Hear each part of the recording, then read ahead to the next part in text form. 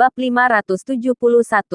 Sang pembantai 188 pertarungan tak terkalahkan. Aku, Rudy, ingat perjanjian kerahasiaan dan tiba-tiba berhenti. Apa? Katakan sekarang. Mau buat aku mati penasaran. Desak Mulan. Intinya, aku percaya Kak Nathan. Karena dia berani menantang untuk bertarung maka dia pasti ada cara. Kata Rudy. Tinjunya terkepal erat. Wajahnya tegang. Urat-urat muncul. Tahan. Harus tahan. Sakit hari ini dia memutuskan untuk menahannya. Setelah beberapa hari, semua orang akan tahu apa yang terjadi. Hehe. Kamu sangat naif. Mulan berkata dengan dingin. Rudy. Kami benar-benar kecewa padamu. Melihat mata semua orang yang sangat kecewa dengannya, Rudy tidak bisa mengungkapkan kesedihan di hatinya. Cepat atau lambat kalian akan tahu yang sebenarnya. Rudy menggigit bibirnya. Dengan cepat hari ketiga sudah tiba. Di klub Blow, lebih dari 20 keluarga penguasa berkumpul. Yang terkuat di antara mereka adalah keluarga Capaga, Heimrat dan Ortwin. Ketiga keluarga ini, ditambah keluarga Andersen adalah konglomerat teratas di South Mantis. Keluarga Andersen tidak berpartisipasi dalam pertempuran kali ini karena sebelumnya telah mengalami kerugian parah. Jadi ketiganya semena-mena di South Mantis, merebut wilayah di mana-mana. Karena orang-orang yang menekan mereka sebelumnya semuanya telah runtuh. Selain tiga keluarga ini, masih ada 7 atau 8 keluarga besar. Tentu saja, ada juga beberapa petinggi di lingkaran bawah tanah. Tanpa Prabu Jayabaya dan Teddy, lingkaran bawah tanah di South Mantis sekarang dikuasai Tuan Nahresi. Dia pernah mengikuti Prabu Jayabaya, tetapi kemudian membuat kubu sendiri. Berkembang secara rahasia selama bertahun-tahun. Dia memiliki banyak petarung handal di bawahnya. Tak terkalahkan di South Mantis. Setelah Prabu Jayabaya dan Teddy tumbang, dia keluar untuk mengambil alih segalanya. Tentu saja, ada satu lagi yang kuat. Pemilik klub Blow. Dewa Batu tak tergoyahkan. Batu Sahid. Menguasai arena tinju hitam bawah tanah terbesar di South Mantis. Dia memiliki lebih dari 10 anak buah petinju hitam yang berada di peringkat nomor 1. Semua orang takut padanya. Klub Blow sepenuhnya siap untuk malam ini. Di ruang perjamuan besar, lebih dari 20 petinggi di South Mantis duduk satu demi satu. Batu Sahid berkata, 100 petinju hitam semua telah kusiapkan. Tinggal menunggu orang tersebut datang. Haha, bagus sekali. Dijamin Jordan Group setelah datang tidak bisa pulang. Semua mata menunjukkan kegembiraan. Seperti yang kita semua tahu, Batu Sahid memiliki petinju hitam terkuat di South Mantis. Dewa Batu, bisakah kamu beritahu siapa saja petinju kuat itu? Seseorang bertanya. Di antaranya ada 3 dewa pertarungan, binatang mati, Raja Serigala, Dewa Tarung Dasim, yang sudah melakukan 99 pertarungan berturut-turut. Hingga 100 juga 188 pertarungan tak terkalahkan dalam kompetisi pertarungan maut. Semuanya ada di sini.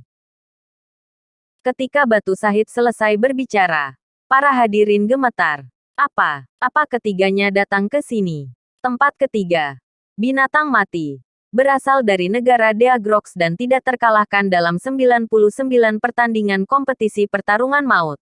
Tempat kedua. Raja Serigala. Datang dari Stepa. Tidak terkalahkan dalam 100 pertandingan kompetisi pertarungan maut. Yang pertama. Dewa Tarung Dasim. Yang identitasnya tidak diketahui. Memiliki rekor paling menakutkan. Memecahkan rekor pertarungan maut 188 pertandingan berturut-turut tanpa pernah kalah. Ada desas-desus di lingkaran South Mantis bahwa petarung yang dimiliki oleh Batu Sahid ini dapat dengan mudah menghancurkan dan membunuh 4 jenderal milik Prabu Jayabaya. Semua orang tahu bahwa Batu Sahidlah orang paling misterius di South Mantis. Ketika kubu Prabu Jayabaya jatuh, Batu Sahid segera mengundang puluhan petarung hebat ke South Mantis. Tujuannya sangat jelas untuk menelan seluruh wilayah South Mantis. Apakah Dewa Tarung Dasim juga datang? Kepala keluarga Capaga, Hasim Capaga, menelan ludah. Dewa Tarung Dasim juga dikenal sebagai pembantai 1000 orang. Pernah melakukan pembantaian ribuan bajak laut seorang diri. Menggemparkan South Mantis. Bab 572. Dewa Raja Serigala beraksi. Semua orang benar-benar takut juga senang. Memang sudah mendengar Batu Sahid memiliki puluhan petinju hitam peringkat atas di South Mantis. Tapi tidak bisa dibayangkan. Ternyata ada 3 orang yang datang. Semua orang berkeringat dingin. Awalnya beberapa orang ingin mencoba bersaing dengan Batu Sahid. Sekarang dipikir-pikir dia sangat menakutkan. Tidak perlu bicarakan aspek lain. Hanya mengandalkan 3 orang ini. Batu Sahid dapat menghancurkan semua orang di South Mantis.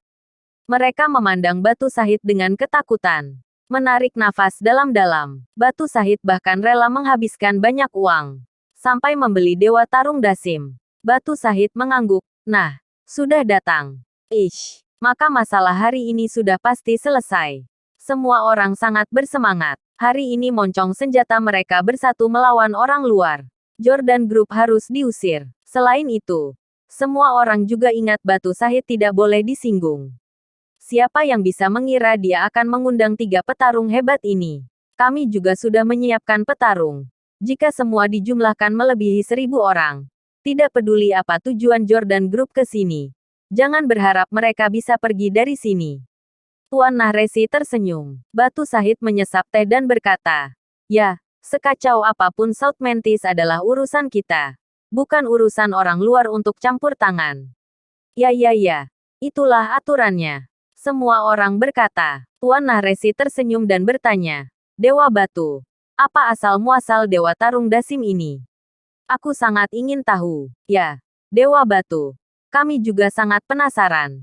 Bisakah kamu menceritakannya? Semua orang memandang Batu Sahid dengan rasa ingin tahu.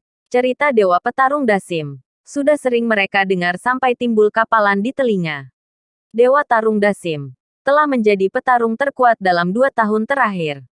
Semua yang pernah menantangnya telah mati. Tapi tidak ada yang tahu tentang asal-usul Dewa Tarung Dasim. Batu Sahid tersenyum. Apa kalian tahu berapa banyak yang aku bayar untuk Dewa Tarung Dasim? Semua orang menggelengkan kepala. 1 tahun 1 triliun, kata Batu Sahid. Semua orang menarik napas. Petinggi besar seperti mereka akan mempekerjakan beberapa petarung untuk menjadi pengawal. Harga pasar sangat jelas. Umumnya lebih dari 5 miliar setahun adalah dewa yang sangat ahli. Tak disangka. Dewa Tarung Dasim berharga 1 triliun untuk 1 tahun. Mengerikan. Dia sepadan dengan harga itu. Batu Sahid berkata dengan serius. Dewa Tarung Dasim sebenarnya adalah seorang prajurit. Ketika Batu Sahid mengeluarkan informasi ini, semua orang terkejut. Tapi tidak sesederhana seorang prajurit biasa. Dia pernah jadi dewa perang paling kuat di negara Ulfelen. Dan dia tak terkalahkan di medan perang. Dia disebut Dewa Tarung Dasim, kata Batu Sahid. Ternyata dia adalah dewa perang negara lain. Selain fakta bahwa negara Ulfelen adalah negara asing kecil, maka identitasnya setara dengan dewa perang Kunlun Neslandia kita. Seru Tuan Nahresi. Batu Sahid mengangguk. Ya, itu benar. Jika tidak, mengapa dia begitu menakutkan? Dewa Batu. Aku tidak mengerti mengapa dewa perang terhormat datang ke kompetisi pertarungan. Hasim Capaga mengungkapkan keraguannya. Semua orang menatapnya. Wajahnya penuh rasa ingin tahu. Alasannya sangat sederhana. Negara Ulfelen telah dimusnahkan oleh dewa perang Kunlun. Dia bersembunyi dan mengganti nama. Untuk bertahan hidup. Hal yang biasa dilakukan. Kata Batu Sahid. Semua orang saling memandang. Menarik napas dalam-dalam dan berkata. Berarti Dewa Perang Kunlun tetap lebih menakutkan. Kalian masih belum mengetahui banyak hal. Saat itu, Dewa Perang Kunlun hanya mengutus Raja Perang White Tiger untuk membawa 18 penunggang dewa. Total 19 orang untuk memusnahkan sebuah negara. Batu Sahid tampak bersemangat. Seolah-olah dia pernah terlibat di dalamnya. Haha. Dengan adanya Dewa Tarung Dasim, Jordan Group jangan berharap bisa pergi. Semua orang menantikannya. Dewa perang suatu negara beraksi. Siapa yang bisa menjadi lawan? Bersambung.